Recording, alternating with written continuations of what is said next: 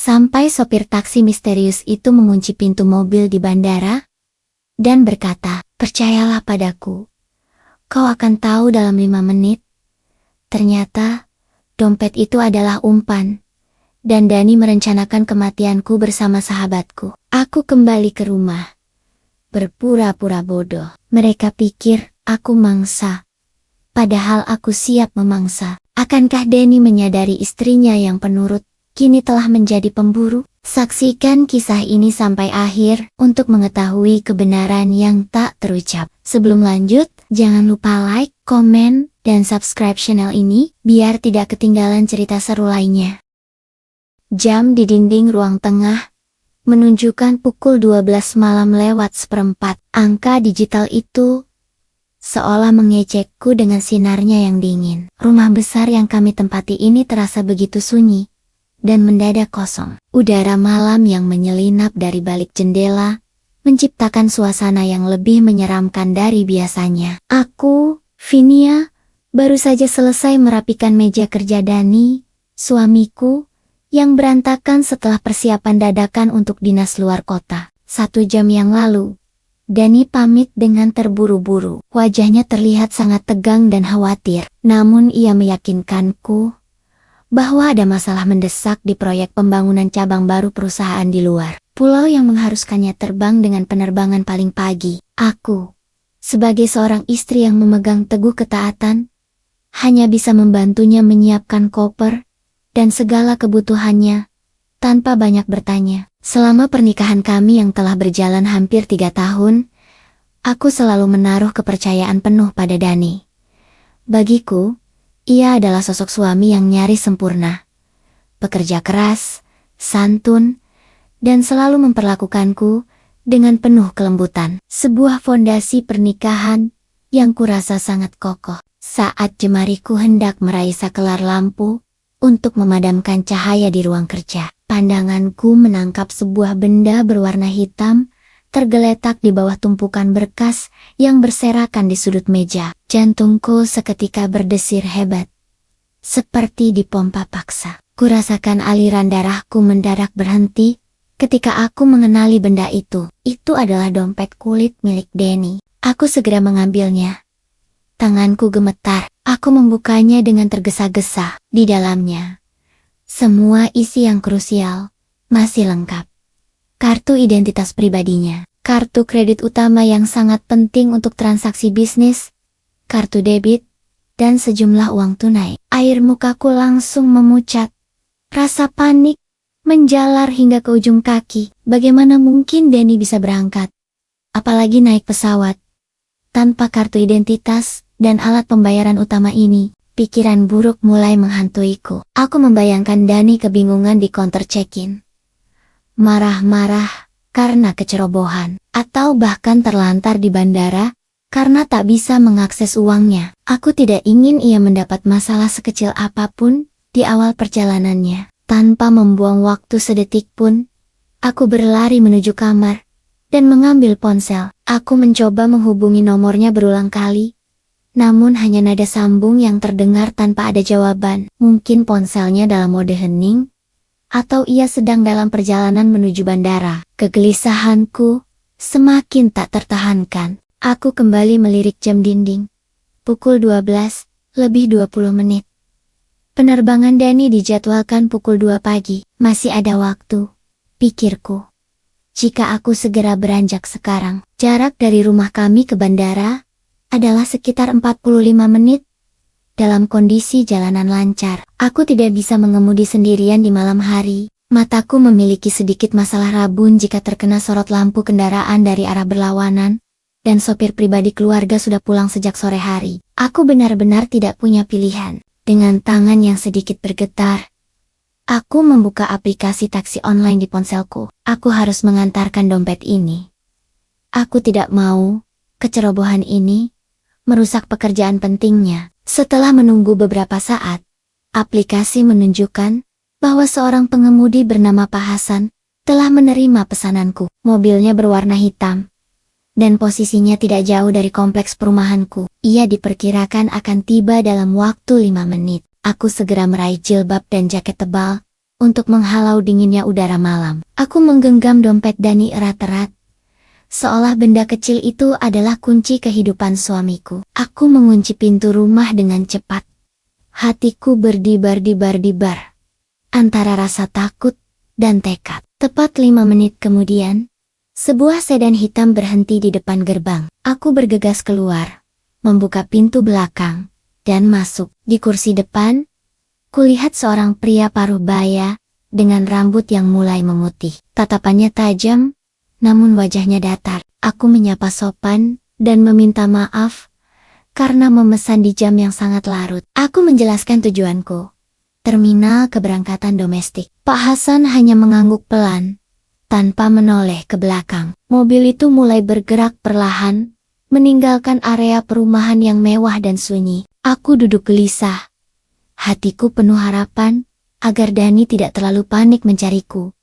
Ketika kami sampai, aku tak sadar bahwa perjalanan yang kukira sebagai penyelamatan seorang istri yang setia, sebenarnya adalah langkah pertamaku masuk ke dalam perangkap yang nyaris merenggut nyawaku sendiri. Aku tidak tahu, dompet yang kugenggam ini bukanlah simbol kecerobohan, melainkan umpan sempurna yang dirancang oleh orang yang paling kucintai. Aku hanya berharap aku bisa tiba di bandara tepat waktu. Aku sudah berada di dalam sedan hitam itu selama hampir setengah jam.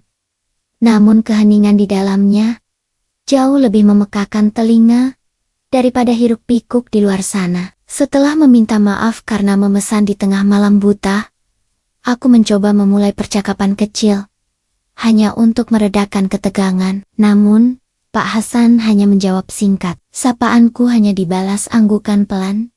Fokus matanya terpaku lurus ke depan, ke jalan tol yang membentang sepi. Suasana ini perlahan mencekik. Aku berusaha mengabaikannya, memfokuskan pikiran pada dompet kulit Dani, yang kini kuletakkan di pangkuan. Aku terus memandangi benda itu, membayangkan betapa paniknya suamiku saat menyadari kecerobohannya. Pikiranku merangkai skenario dramatis di bandara. Ia pasti sedang mengurus surat jalan darurat. Atau mungkin, ia sudah menghubungi kantor polisi bandara. Aku harus cepat. Tekadku semakin kuat, mengalahkan sedikit demi sedikit rasa gentar yang muncul akibat keanehan suasana di dalam mobil.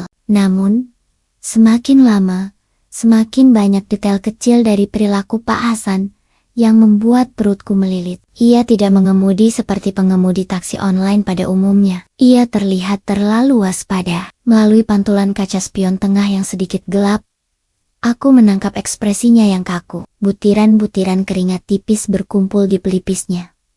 Siuliola, ia sedang menahan sesuatu yang amat berat. Matanya tidak hanya menatap jalan, tetapi berulang kali melirik ke belakang, keluar jendela, ke mobil-mobil yang jauh di belakang kami. Sejak kami memasuki jalan bebas hambatan jeregerik, Pak Hasan terasa mencurigakan. Ia sering berpindah lajur, seperti sedang memainkan permainan kaking-kacingan dengan kendaraan yang bahkan tidak ku ketahui keberadaannya. Jalan tol malam ini nyaris kosong. Hanya ada 1 atau 2 truk barang yang melaju pelan. Untuk apa kewaspadaan yang berlebihan ini? Aku mulai membandingkan situasi ini dengan cerita-cerita seram yang tersebar di internet mengenai sindikat kejahatan yang menyamar, mengenai penumpang yang diculik. Jantungku berdebar semakin cepat. Keringat dingin mulai membasahi punggungku. Aku meraih ponselku diam-diam, menyalakan data seluler, dan bersiap memencet tombol panggilan darurat. Aku merasa harus melindungi diriku sendiri. Tetapi, aku juga takut jika tindakanku itu justru akan memicu kemarahan Pak Hasan. Akhirnya, setelah perjalanan terasa bagai 1 abad, kerlap-kerlip lampu bandara mulai menyambut. Kelegaan yang kurasakan begitu besar, sampai aku nyaris menangis. Selesai sudah, aku aman.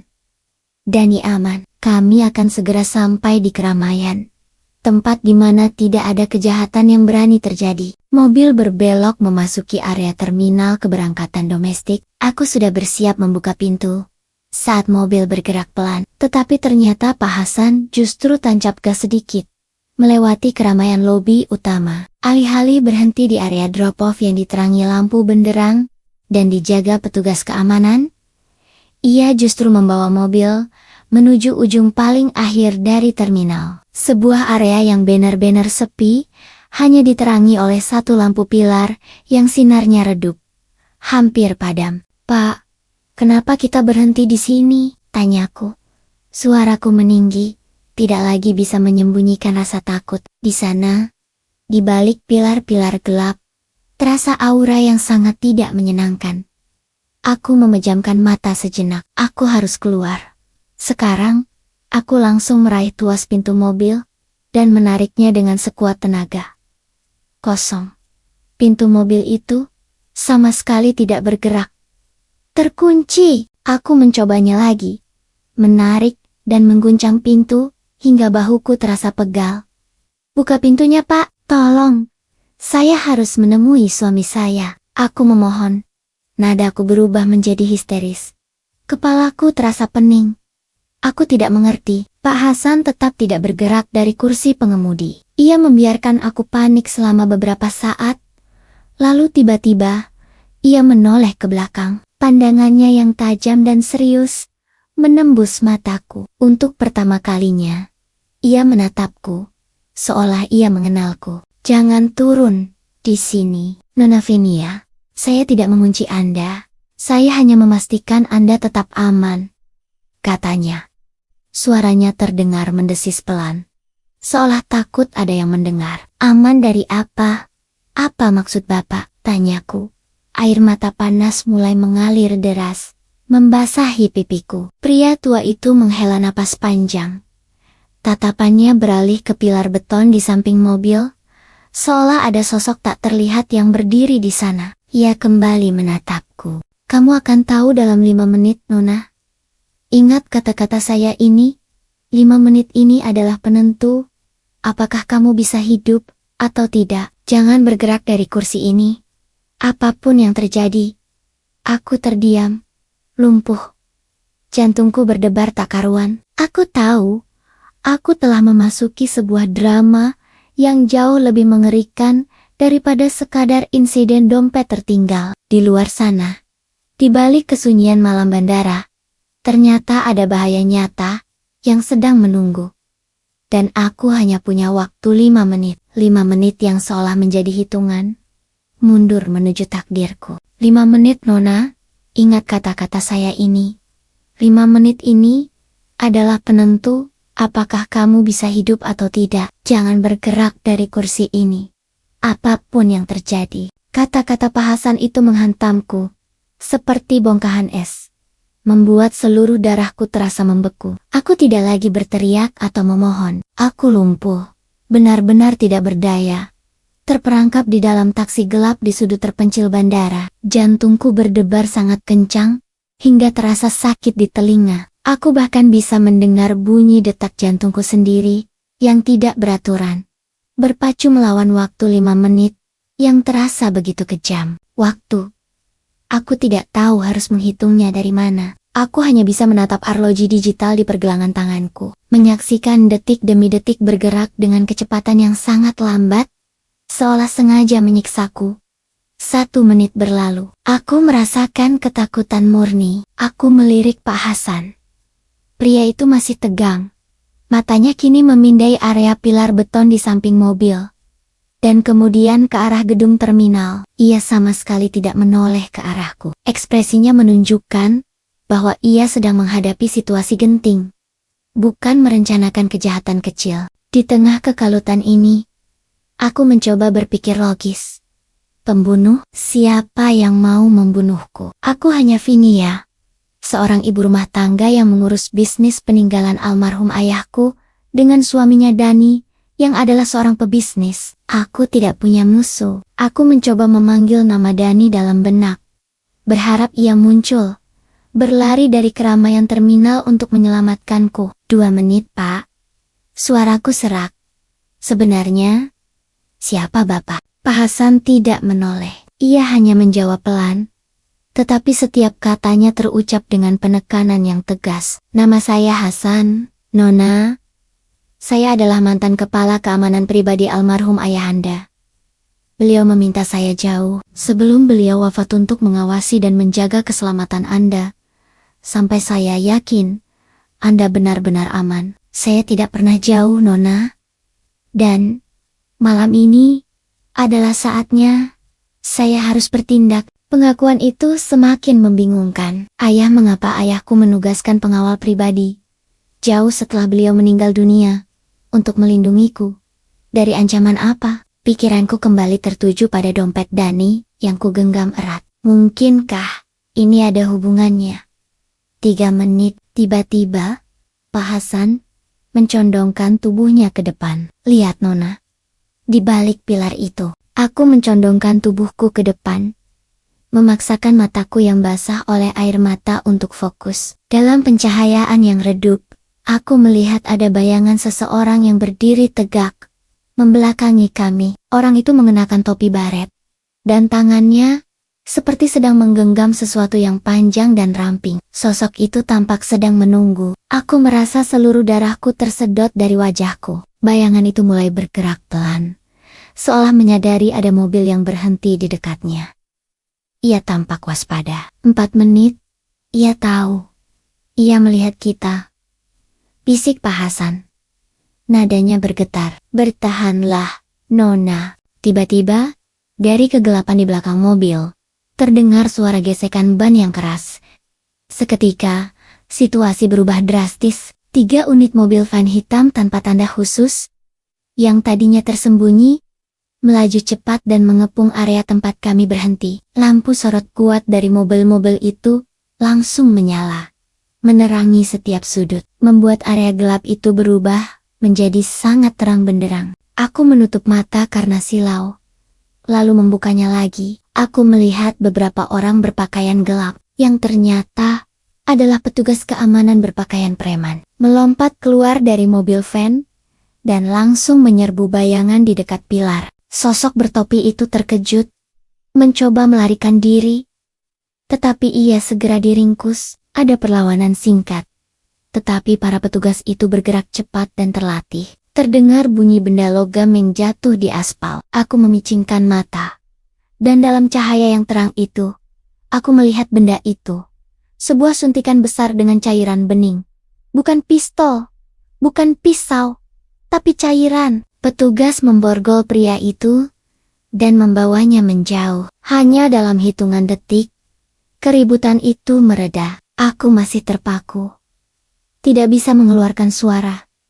Syok melihat aksi dramatis yang baru saja terjadi. Pak Hasan mematikan mesin, lalu menarik rem tangan. Ia melepaskan sabuk pengamannya, lalu menoleh ke belakang, menatapku untuk pertama kalinya. Dengan kelegaan yang tampak nyata, ia kemudian menekan tombol di samping kursinya. Dan aku mendengar bunyi klik, yang menandakan kunci pintu mobil telah terbuka. Sudah lewat 5 menit, Nona Venia, katanya. Suaranya kembali normal, namun penuh kelelahan. Anda aman sekarang? Aku tersentak. Jadi, pria itu bukan ditangkap karena Pak Hasan, melainkan ia ditangkap untuk melindungiku, dan cairan disuntikan itu, kloroform, racun. Rasa dingin menjalari seluruh tubuhku. Aku bukan diselamatkan dari pengemudi taksi jahat, melainkan diselamatkan dari pembunuh yang telah menunggu kedatanganku. Tapi, siapa yang tahu, aku akan datang malam ini? Siapa yang tahu, aku akan membawa dompet Dani ke tempat yang sepi ini? Hanya satu orang yang tahu persis, aku akan melakukan hal bodoh itu. Sebuah pikiran gelap merayap dari sudut tersembunyi benakku. Sebuah kenyataan yang sangat menyakitkan. Dan aku harus melihatnya dengan mataku sendiri. Aku bergegas membuka pintu, tidak lagi peduli pada Pak Hasan, dan berlari menuju pilar tempat pria itu diringkus. Kepalaku mendongak ke atas, ke lantai 2 terminal keberangkatan internasional. Tempat yang seharusnya menjadi tujuan sebenarnya dari Dani.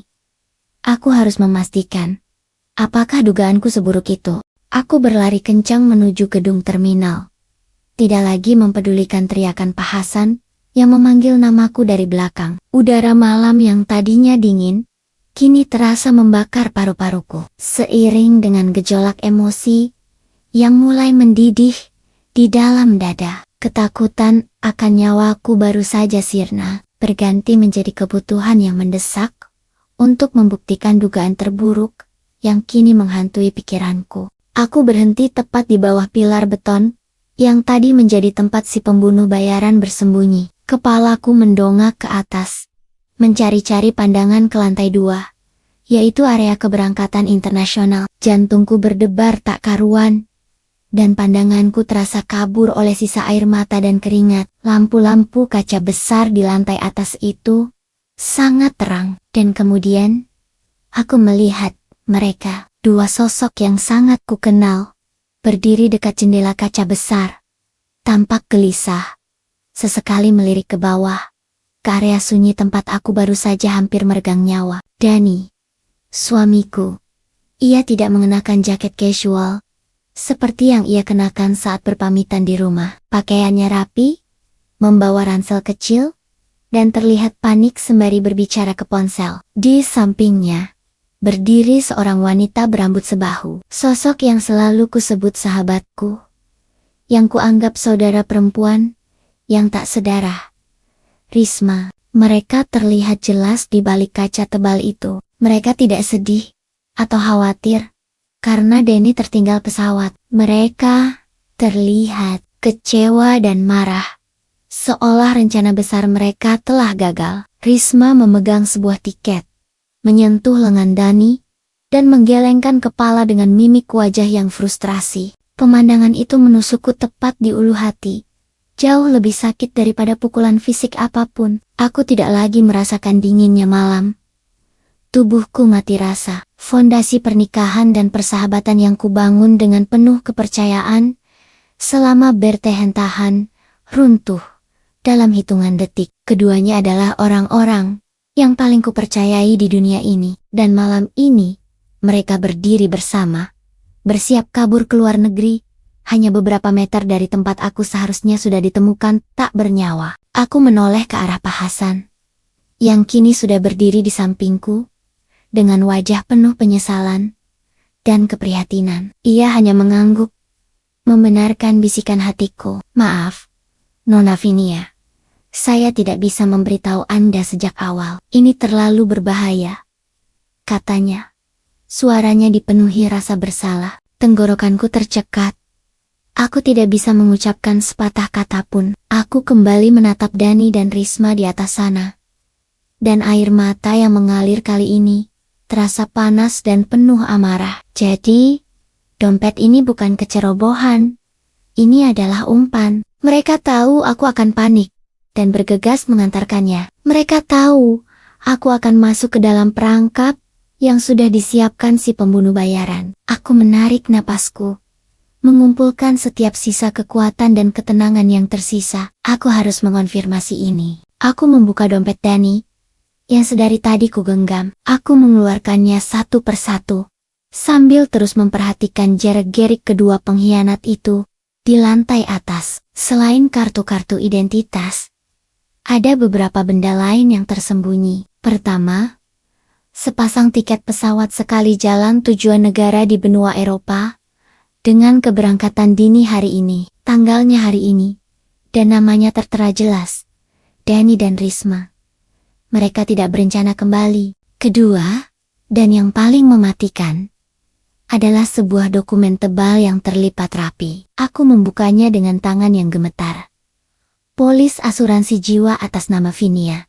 Jumlahnya fantastis. Dengan ahli waris tunggal Dani. Polis itu baru saja diperbaharui kurang dari sebulan lalu. Fakta-fakta ini ditambah dengan kenyataan bahwa seorang pembunuh bayaran dengan cairan mematikan baru saja ditangkap beberapa meter dariku, membentuk puzzle kejahatan yang sempurna. Ini bukan hanya perselingkuhan. Ini adalah perencanaan pembunuhan demi harta warisanku. Wajahku kini terasa dingin. Amarahku tidak lagi meledak-ledak. Ia berubah menjadi ketenangan yang tajam dan mematikan. Aku menyeka air mata dengan punggung tangan, lalu tersenyum tipis. Sebuah senyum yang terasa asing di wajahku sendiri. Pak Hasan, kataku dengan suara yang sangat rendah dan tenang, tolong bawa saya pulang. Segera. Mereka tidak boleh tahu saya sudah tahu. Permainan baru saja dimulai. Denny dan Risma, kalian telah memilih pemain yang salah. Kalian mengira aku adalah dompet yang mudah dicuri. Kalian tidak tahu, aku adalah bom waktu yang sudah siap meledak di tangan kalian sendiri. Aku akan memainkan sandiwara ini hingga akhir. Perjalanan kembali dari bandara terasa sangat berbeda dari saat aku berangkat. Kini, aku tidak lagi merasakan takut. Yang menguasai diriku adalah kobaran amarah yang dingin. Sebuah kemarahan yang tidak berteriak, melainkan mendidih dalam keheningan. Aku duduk tegak di kursi belakang. Dompet Dani ku masukkan kembali ke dalam tas. Polis asuransi dan tiket pesawat itu ku ingat di luar kepala, seolah dicetak dengan tinta merah di benakku. Nona Vinia, kita tidak punya waktu banyak, ujar Pak Hasan, memecah keheningan. Dani dan Risma akan segera pulang. Setelah rencana mereka gagal total, kita harus bertindak cepat dan cermat. Aku mengangguk tanpa menoleh. Apa yang harus saya lakukan, Pak? Saya harus berakting seolah saya tidak tahu apa-apa, bukan? Suaraku terdengar datar, nyaris tanpa emosi. Rasa sakit itu begitu dalam, hingga membuatku mati rasa. Pak Hasan menjelaskan rencananya. Aku harus pulang, berbaring sebentar. Dan ketika Denny tiba, aku harus berpura-pura baru bangun dari tidur nyenyak. Seolah-olah seluruh perjalanan ke bandara, pertemuan dengan pembunuh, dan pengkhianatan yang kulihat di lantai atas, hanyalah mimpi buruk yang tidak pernah terjadi. Aku menatap pantulan diriku di kaca jendela yang gelap. Mataku sembab, wajahku pucat.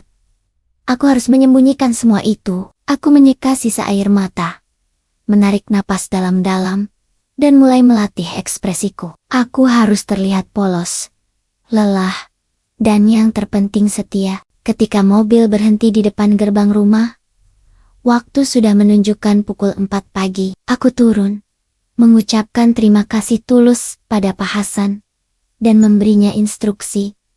Tolong awasi rumah ini, Pak. Dan bersiaplah, permainan saya akan dimulai hari ini. Aku masuk ke dalam, langsung menuju kamar mandi, bukan untuk membersihkan diri, melainkan untuk melihat kondisi. Aku mencuci wajahku dengan air dingin berkali-kali, berusaha menghapus tiap jejak kecemasan dan tangisan. Aku mengganti pakaian, lalu kembali ke ruang kerja tempat insiden dompet ini bermula. Dengan ketenangan yang mengerikan, aku mengambil dompet Dani, lalu menuju sofa ruang tamu. Aku sengaja menjatuhkannya, membiarkannya setengah tersembunyi di sela bantal sofa, seolah-olah dompet itu terselip saat Dani sedang terburu-buru. Penempatan ini harus meyakinkan, tidak terlalu tersembunyi hingga tidak ditemukan, namun tidak juga tergeletak begitu saja. Setelah itu, aku berbaring di tempat tidur, memejamkan mata, dan memaksa diriku untuk rileks. Namun, bagaimana mungkin aku bisa rileks? Di dalam benakku, aku sudah merencanakan setiap langkah balasku, setiap detil kehancuran yang akan kuberikan pada Dani dan Risma. Tidak lama kemudian, aku mendengar suara pintu depan terbuka. Langkah kaki tergesa-gesa masuk, diikuti bunyi koper yang diseret dan dihempaskan. Itu pasti Dani. Ia pulang, gagal dalam rencana pembunuhan dan liburan mewahnya. Aku segera memosisikan diri, berpura-pura baru saja terbangun oleh suara ribut itu. Aku mengucek mata, beranjak dari tempat tidur dengan gerakan lambat, dan menuju ruang tamu. Di sana, aku melihat Dani.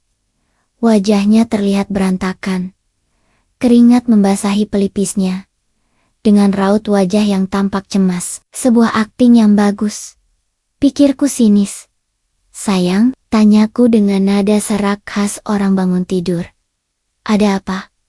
Kenapa kamu sudah pulang? Bukannya kamu sudah harus terbang? Dani terkejut melihatku. Ia segera berlari memelukku, seolah baru saja lolos dari bahaya besar. Pelukannya terasa dingin dan penuh kebohongan. Aku membalas pelukannya dengan kaku, merasakan muak yang luar biasa. Aku tahu ia sedang berusaha membaca ekspresiku. Mencari tahu. Apakah aku tahu? Mencari tahu Apakah rencananya sukses? Maafkan aku sayang, katanya dengan nada yang dibuat-buat. Penerbangan ditunda mendadak. Ada masalah teknis yang sangat besar. Aku harus menunggu sampai sore. Jadi, aku putuskan pulang saja dulu. Aku benar-benar stres. Ia mencium keningku.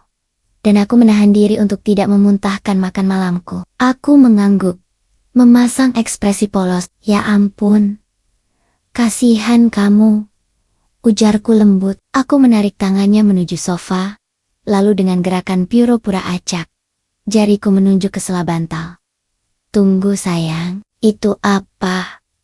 Tanyaku. Doni menoleh. Matanya melebar. Begitu melihat dompetnya, ia mengambilnya, membukanya, dan melihat isinya. Wajahnya menampilkan ekspresi terkejut yang sangat meyakinkan. Akting kelas Oscar, pikirku. Dompetku? Aku mencarinya di mana-mana. Aku sudah panik setengah mati. Aku pikir aku meninggalkannya di taksi. Untung saja aku pulang, katanya. Berbohong tanpa sedikit pun keraguan. Aku tersenyum simpul. Senyum istri yang lega melihat suaminya baik-baik saja. Syukurlah, sekarang kamu bisa istirahat sayang. Aku buatkan teh hangat ya. Saat aku berbalik menuju dapur, menjauh dari pandangan Dani, senyum di wajahku lenyap, digantikan oleh tatapan kosong yang menyimpan ribuan rencana. Dani, kamu sudah menandatangani kontrak kematianmu sendiri.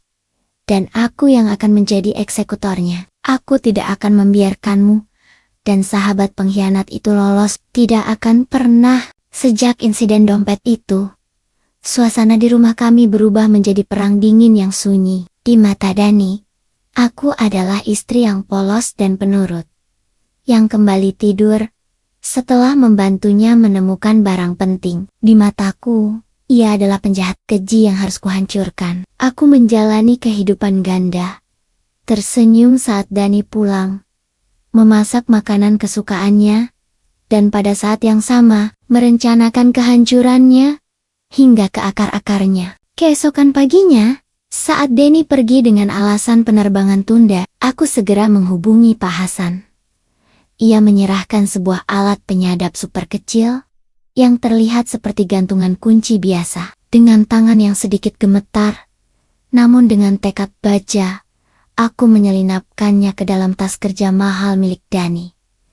Ini adalah mataku, telingaku, dan senjataku yang paling penting. Langkah pertamaku adalah melindungi semua yang ayah tinggalkan untukku. Aku bergegas menemui notaris, memindahkan semua aset dan rekening bank ke dalam struktur hukum yang rumit, memastikan tidak ada yang bisa dicairkan atau diakses tanpa tanda tangan dariku. Bahkan oleh seorang suami sekalipun, kepercayaan telah mati. Kini hanya ada pertahanan. Sore harinya, saat Dani sedang mandi, aku mendengarkan rekaman hasil penyadapan. Aku memasang earphone dan memutar rekaman percakapan antara Dani dan Risma di kafe bandara. Suara mereka berbisik penuh amarah dan frustrasi. Bagaimana bisa dia selamat? Teriak Risma di rekaman itu. Semua rencana kita hancur. Kemudian, suara Dani terdengar mendesah berat. Ia bukan hanya kecewa. Ia putus asa. Dari percakapan mereka, sebuah fakta baru terkuak, membuat dadaku sesak. Utang judi online-nya mencapai angka yang mencengangkan, yaitu miliaran rupiah. Dani tidak hanya ingin hidup mewah, ia sedang dikejar penagih utang yang siap membunuhnya. Uang asuransiku adalah satu-satunya jalan keluar baginya. Aku menutup mata, menyadari betapa kotornya permainan yang ia mainkan. Saat waktu makan malam tiba, Dani terlihat lebih ceria dari biasanya. Ia mengeluarkan sebuah botol kecil dengan label berbahasa asing. Sayang, ini vitamin impor terbaik. Temanku yang apoteker merekomendasikannya untuk daya tahan tubuh. Minum satu setiap hari. Ya, katanya sambil tersenyum lebar dan meletakkan sebutir pil berwarna kuning cerah di samping piringku. Aku menatap pil itu, lalu menatap Dani. Senyumnya tampak tulus, tetapi mataku tidak lagi tertipu. Sebelum aku masuk ke rumah ini tadi, Pak Hasan telah memberiku peringatan terakhir. Dani mungkin akan mencoba cara lain. Di kepalaku, aku sudah tahu. Itu bukan vitamin. Itu racun yang dirancang untuk membunuhku secara perlahan. Meniru serangan jantung atau stroke. Aku segera memaksakan senyum, lalu mengambil pil itu. Ya ampun, kamu baik sekali sayang, kataku dengan suara ceria. Sebentar. Aku ambil air di dapur. Aku bergegas ke dapur, menjauh dari pandangan Dani. Aku tidak langsung mengambil air, tanganku langsung menyambar botol vitamin lain milikku, yang berisi pil-pil kosong. Dengan keterampilan yang mengejutkan diriku sendiri, aku menukar pil kuning beracun di tanganku, dengan pil kosong dari botolku. Pil racun asli kuletakkan dalam kantong kecil, yang akan diserahkan kepada Pak Hasan, untuk diuji. Aku kembali ke meja makan. Wajahku tenang. Dani menatapku penuh harap. Sudah diminum? Tanyanya. Suaranya sedikit terlalu bersemangat. Aku mengangguk, mengangkat gelas airku, dan menelan pil kosong itu di depannya. Aku bahkan meminum airnya hingga tandas, memberikan kesan yang sempurna. Sudah sayang, semoga ini benar-benar membuatku sehat ya. Aku merasa sedikit lelah akhir-akhir ini, kataku, sambil kembali tersenyum. Aku melihat sepercik kilau kemenangan di mata Dani. Sesaat sebelum ia berhasil menutupinya dengan ekspresi kasih sayang. Ia berhasil, ia pikir. Racun itu kini ada dalam aliran darahku. Ia pikir aku akan mati perlahan, dalam beberapa hari ke depan. Perutku mual, bukan karena racun itu, melainkan karena jijik. Aku telah berbagi hidup, berbagi tempat tidur, dengan seorang pembunuh berdarah dingin. Aku terus memaksakan diri makan, mengobrol ringan, dan tertawa. Tetapi di balik topeng itu, hatiku menjerit. Ia mencoba membunuhku, bukan sekali, tetapi 2 kali. Malam itu, aku tidur sendirian di kamar tamu. Aku memandang keluar jendela, ke arah kegelapan. Aku bukan lagi istri yang rapuh dan mudah ditipu. Aku telah melewati batas antara hidup dan mati. Dan kini, aku kembali sebagai seorang pejuang. Dani, kamu akan membayar mahal untuk setiap tetes air mataku, dan setiap detik ketakutan yang kau tanamkan padaku. Babak baru telah tiba. Aku harus segera melancarkan serangan balasan yang sesungguhnya. 5 hari telah berlalu, sejak aku pura-pura menelan vitamin maut itu. Dani semakin tidak sabar. Aku bisa melihatnya. Dari caranya menatapku, ada perpaduan antara kecemasan dan antisipasi yang menjijikkan. Ia pasti bertanya-tanya, mengapa aku belum menunjukkan gejala keracunan apapun. Ia mungkin mengira racunnya bekerja lebih lambat dari yang diharapkan. Atau ia takut rencananya kembali gagal. Keadaan ini membuatku yakin, aku harus segera mengakhiri fase perang dingin ini. Aku harus menyerang langsung ke inti masalah mereka. Motif uang. Aku memutuskan untuk melancarkan serangan balasan psikologis yang akan melumpuhkan mereka sepenuhnya. Aku harus memanggil Risma kembali ke rumah ini. Malam itu, dengan senyum selebar mungkin, aku mengundang Dani untuk makan malam istimewa. Sayang, aku merasa sangat sehat dan bertenaga sejak minum vitamin barumu. Kita rayakan ya. Dan ajak Risma juga. Aku sangat merindukannya, kataku. Nadaku riang. Dani terlihat sedikit terkejut. Namun, ia tidak bisa menolak, tanpa terlihat curiga. Risma datang 2 jam kemudian, mengenakan gaun baru yang mencolok, wajahnya diwarnai kepura-puraan simpati. Aku menyambutnya dengan pelukan hangat, sebuah pelukan yang penuh dengan kebencian terpendam. Meja makan malam itu dihiasi dengan kristal dan bunga, memancarkan suasana kehangatan yang ironis. Kami makan hidangan mewah yang aku masak sendiri.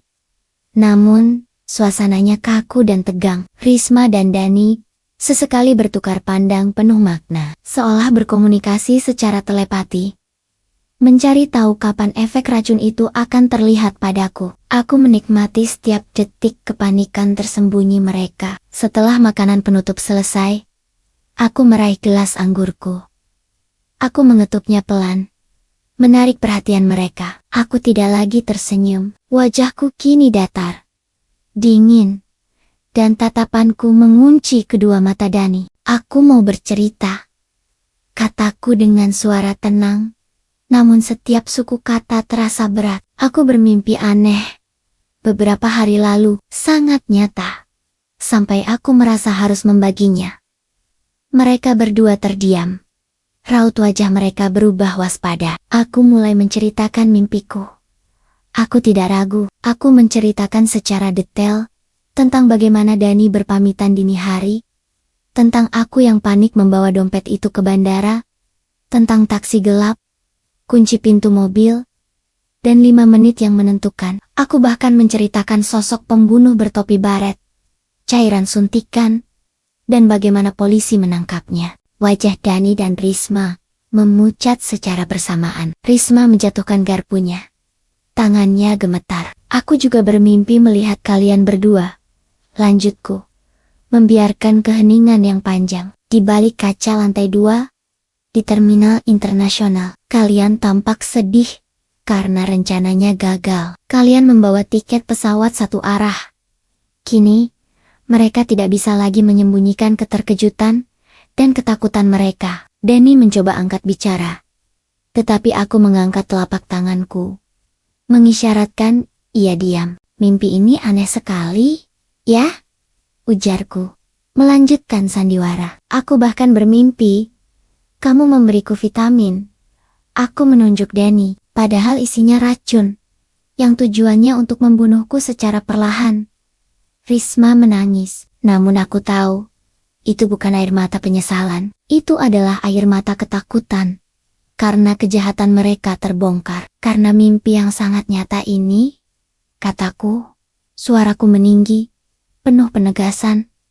Aku jadi sadar akan pentingnya mempersiapkan diri untuk masa depan. Jadi, siang ini, aku baru saja kembali dari kantor notaris. Aku tersenyum. Senyum yang kali ini benar-benar tulus.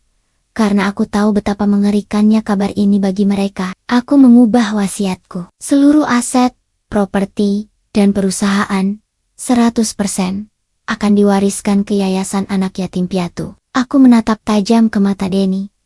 Itu akan berlaku jika aku meninggal secara tidak wajar, atau sebelum aku mencapai usia 60 tahun.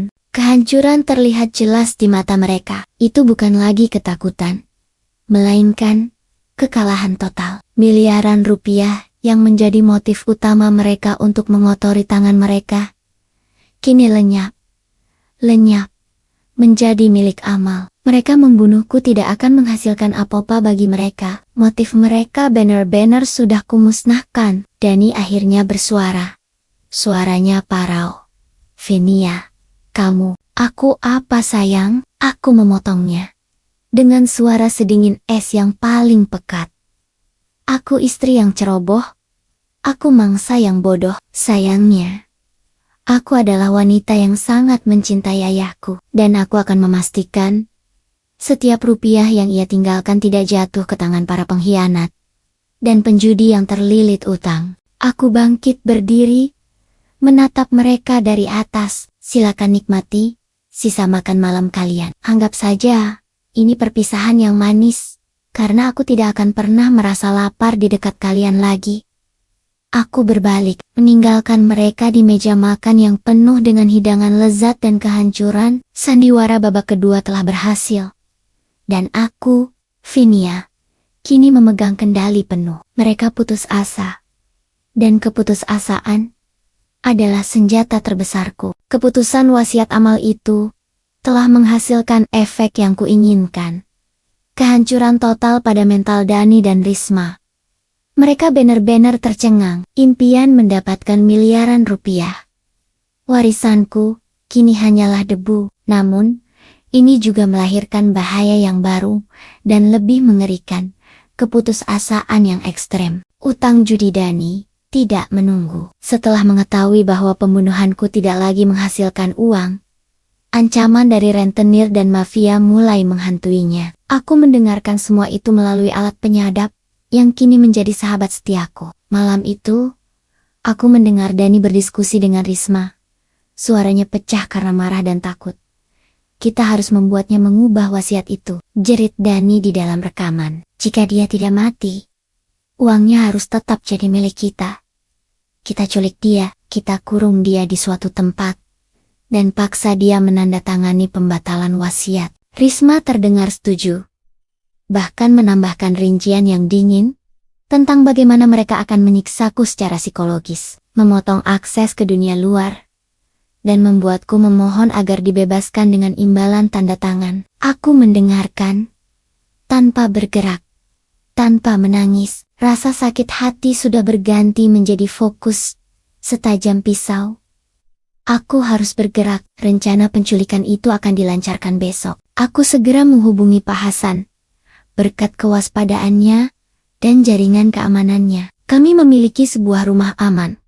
Sebuah unit apartemen rahasia, yang tidak terdaftar atas nama siapapun. Aku mengemasi koper kecil berisi barang esensial, meninggalkan rumah besar itu tepat setelah subuh. Sebelum Dani bangun, aku meninggalkan mobilku di garasi. Seolah-olah, aku masih tertidur pulas di dalam kamar. Aku tidak pergi. Aku hanya menggeser posisiku dari mangsa, menjadi pemburu yang bersembunyi. Di rumah aman yang sunyi itu, aku dan Pak Hasan menyusun langkah terakhir. Aku tahu, Dani tidak hanya tergiur pada uang asuransi. Ia sangat terobsesi dengan cerita lama tentang brankas rahasia peninggalan ayahku yang konon berisi emas batangan. Itu adalah legenda keluarga yang sengaja dirahasiakan.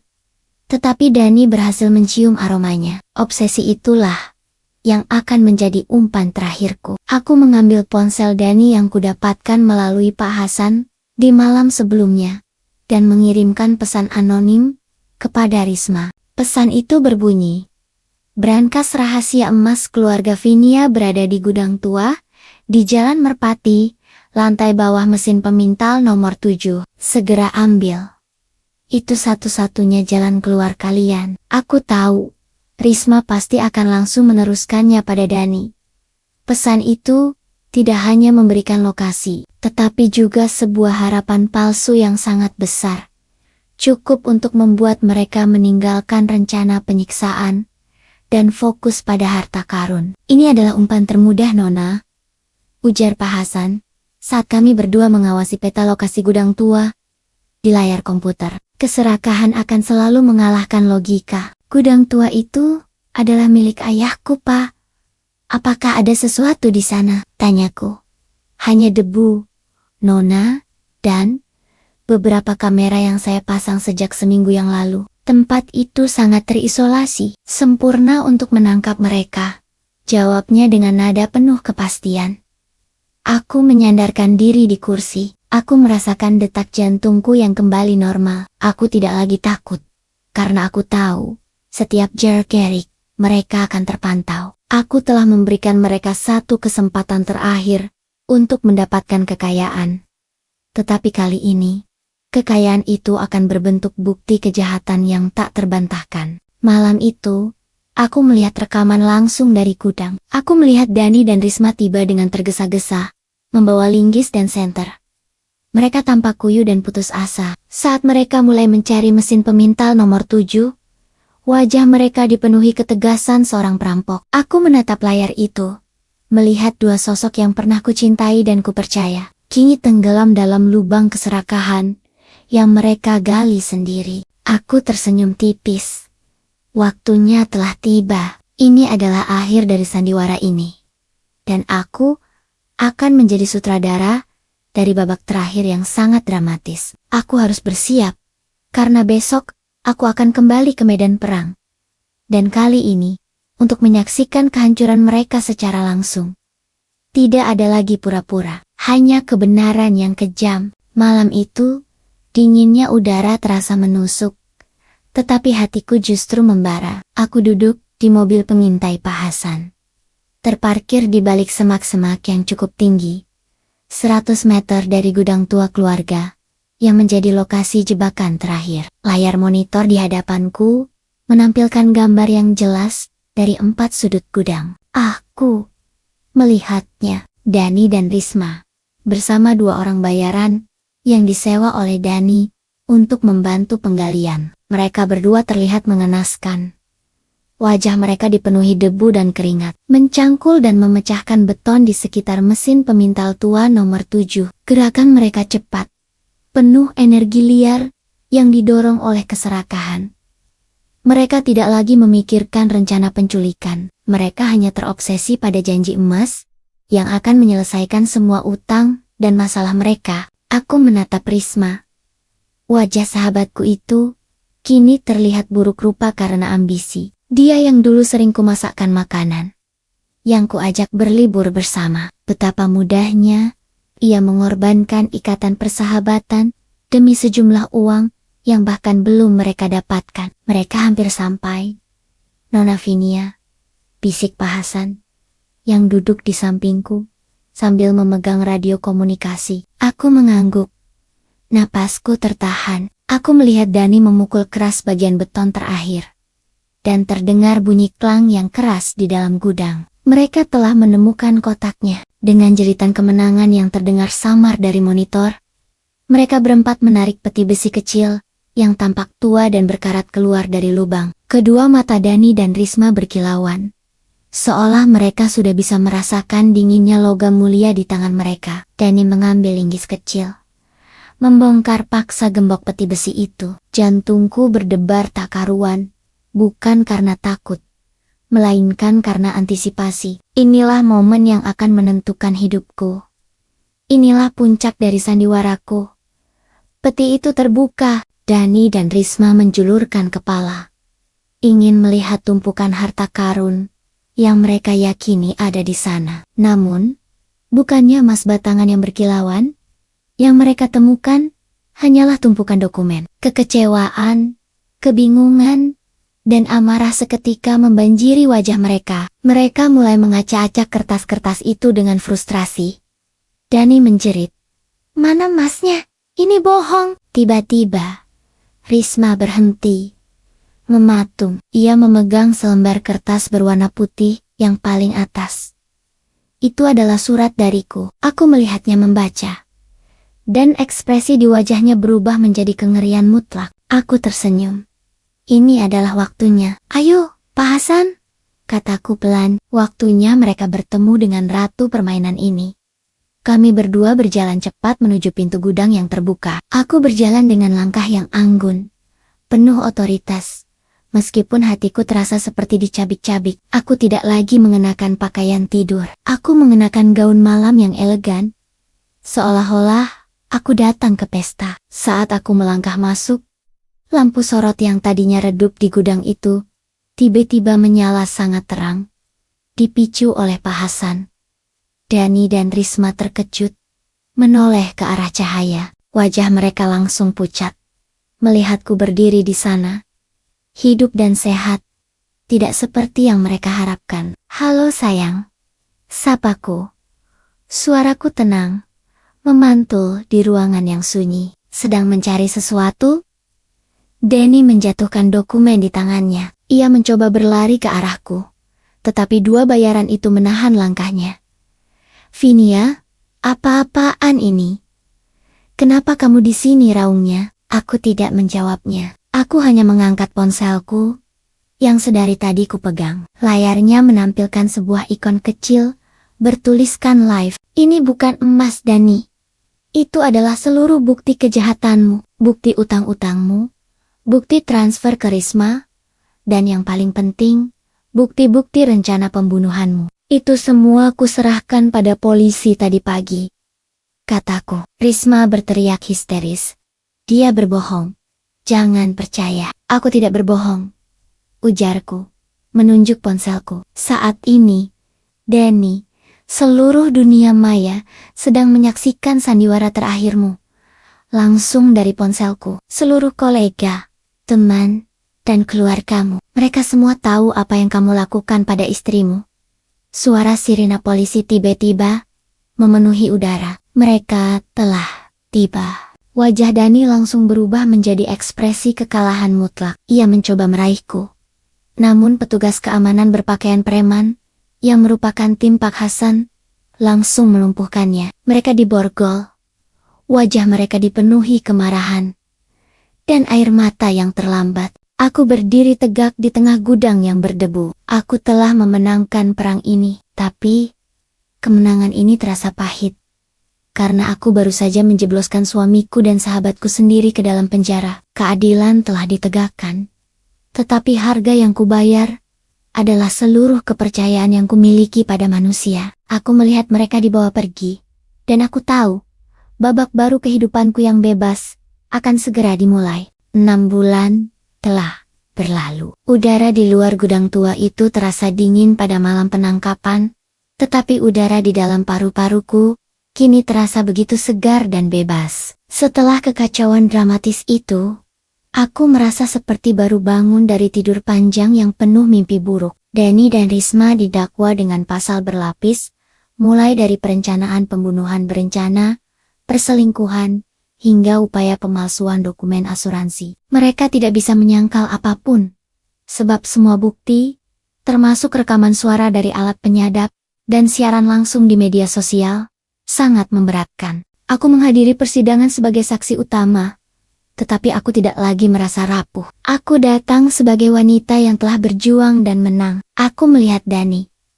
Tubuhnya kurus, tatapannya kosong, dipenuhi penyesalan yang terlambat, dan kemarahan yang tidak tertuju. Ia bukan hanya menghadapi vonis hukuman yang panjang, ia juga harus menghadapi tuntutan perdata dari rentenir judi, yang kini tahu ia tidak memiliki apa-apa. Karma, kurasa, bekerja lebih cepat daripada pengadilan, sedangkan Risma, ia tampak hancur total. Karier, reputasi, dan masa depannya telah lenyap. Ia sempat mencoba memohon belas kasih dariku, tetapi hatiku telah menjadi batu. Ikatan persahabatan kami telah ia bakar habis di malam pengkhianatan itu. Aku memalingkan wajah. Keputusan hakim telah dibacakan, dan keadilan telah ditegakkan. Aku kini benar-benar bebas. Langkah pertamaku setelah kasus ini ditutup adalah membenahi diri. Aku menceraikan Dani secara resmi. Aku mengganti semua kunci sandi, dan bahkan mengecat ulang seluruh rumah. Aku membersihkan rumah itu dari setiap jejak pengkhianatan dan kebohongan yang pernah ada. Rumah ini bukan lagi penjara yang sunyi, melainkan istana yang kukuasai sepenuhnya. Langkah berikutnya adalah fokus pada bisnis peninggalan ayahku. Aku menyelami laporan keuangan, mempelajari setiap detail operasional, dan membuat keputusan berani yang sebelumnya selalu kutunda. Aku membuktikan pada diriku sendiri dan pada dunia bahwa aku bukan hanya istri dari seorang pengusaha, melainkan seorang pemimpin yang mandiri. Dalam waktu beberapa bulan saja, perusahaan kami mencatat peningkatan keuntungan sebesar 20%. Di sisiku, Pak Hasan tidak pernah pergi. Ia kini menjadi kepala operasional keamanan dan penasihat pribadiku. Ia adalah simbol kesetiaan dan kejujuran yang kupegang teguh. Kami sering berbicara tentang ayah, tentang bagaimana ayah telah merencanakan keselamatanku pertahun-tahun yang lalu. Rasa terima kasihku padanya tak terhingga. Aku tahu, aku berutang nyawa padanya. Dan lebih dari itu, aku berutang kesempatan kedua untuk hidup ini. Hari ini, aku berdiri di depan gerbang bandara. Bukan, aku tidak membawa dompet siapapun. Dan aku tidak panik. Aku membawa koperku sendiri, yang berisi perlengkapan perjalanan panjang, yang sudah kurencanakan sejak lama. Tiket di tanganku kali ini, adalah tiket milikku, menuju negara di benua Eropa. Destinasi yang seharusnya menjadi pelarian Dani dan Risma. Aku tidak pergi untuk berlibur semata. Aku pergi untuk bertemu dengan kolega bisnis baru, sambil menikmati pemandangan, dan merayakan kemerdekaanku. Aku menoleh ke belakang, ke pilar beton yang dulu menjadi tempat si pembunuh bayaran menunggu. Di sana, aku hampir mati. Di sana, aku lahir kembali. Aku tidak lagi melihatnya sebagai tempat yang menakutkan, melainkan sebagai garis start dari kehidupan baruku. Aku telah melepaskan Vinia yang polos, dan menyambut Vinia yang kuat dan mandiri. Aku menengadah, memandang cakrawala yang luas. Tidak ada lagi janji palsu, Tidak ada lagi ketakutan, hanya ada matahari pagi yang hangat dan harapan tanpa batas. Aku telah membayar mahal untuk pelajaran ini. Tetapi kebebasan yang kurasakan hari ini tidak ternilai harganya. Aku melangkah memasuki terminal keberangkatan, siap untuk terbang tinggi menuju langit baru yang sepenuhnya milikku. Kisahku akhirnya mencapai babak yang benar-benar bahagia.